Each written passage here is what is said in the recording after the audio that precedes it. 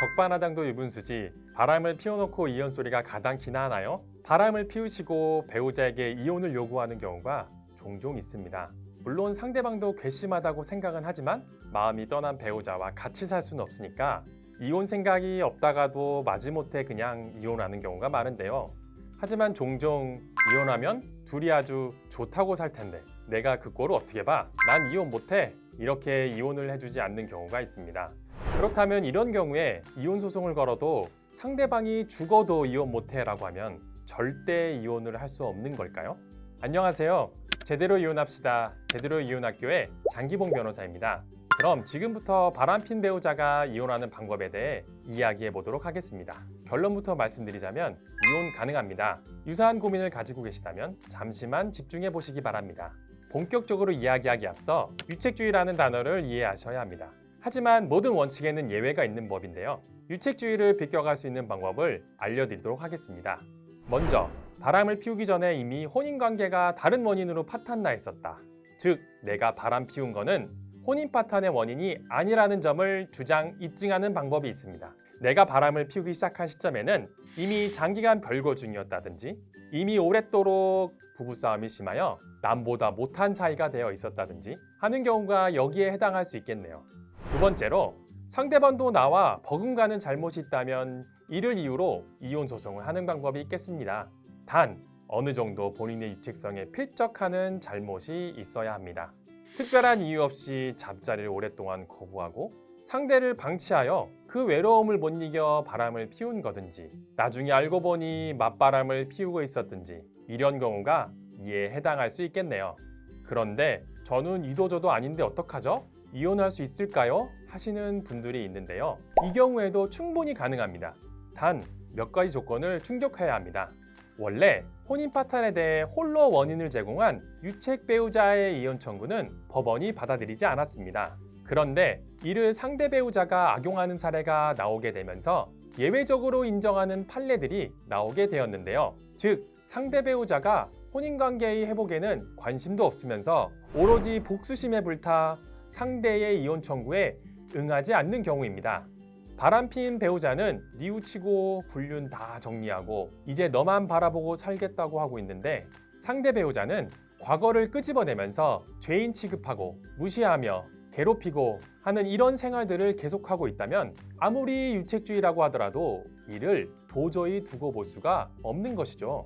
여기서 세 가지에 집중하셔야 합니다. 먼저 배우자의 태도입니다. 이것은 도저히 결혼 생활을 계속하겠다는 사람이 보일 행동이 아니다. 이런 점을 잘 부각시켜야 하는데요. 상대를 무시하는 말투, 틈만 나면 과거 얘기를 끄집어내어 구박하고 무례하며 생활비도 잘 안 주고 잠자리도 거절하고 이런 태도들이 장기간 계속되면서 개선되지 않아야 하죠. 그래서 겉으로는 이혼을 거절하고 결혼 생활을 계속하겠다고 하지만 실제는 나와의 혼인 생활에는 별 관심이 없다는 것을 잘 보여주어야 합니다.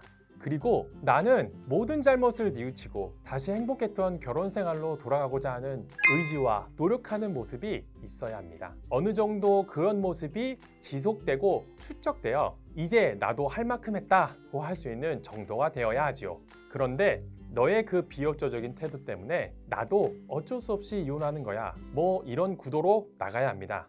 마지막으로 부양적 요소를 고려해야 합니다. 상대 배우자가 사실 저 인간이랑 살기는 싫지만 그래도 돈은 잘 벌어다 주니까 또는 아이들 때문에 어쩔 수 없이 같이 산다고 하시는 분들이 있는데요. 법원도 이러한 현실적인 부분을 중요하게 생각합니다. 따라서 소송 중에는 생활비와 양육비를 잘 지급하고 면접 교섭 절차를 잘 지키며 재산 분할해서 어느 정도 양보를 하든지 해서 상대 배우자와 아이들의 생활을 배려한다는 모습을 보여주어 법원을 안심시켜줄 필요가 있습니다. 그렇다면 유책 배우자가 위와 같은 노력을 얼마나 어떻게 해야 하느냐? 대법원은 유책성을 상쇄시킬 정도가 되어야 한다는 표현을 쓰고 있는데요. 상대 배우자와 아이들이 처한 구체적인 상황에 따라 다를 수 있으므로 전문가와 상의가 필요한 사항입니다. 배우자가 현재 이혼에 응하지 않고 있는데 정말 고집이 센 편이라고 생각하시나요? 그만큼 바람핀 유책 배우자의 이혼은 어려워질 수 있습니다.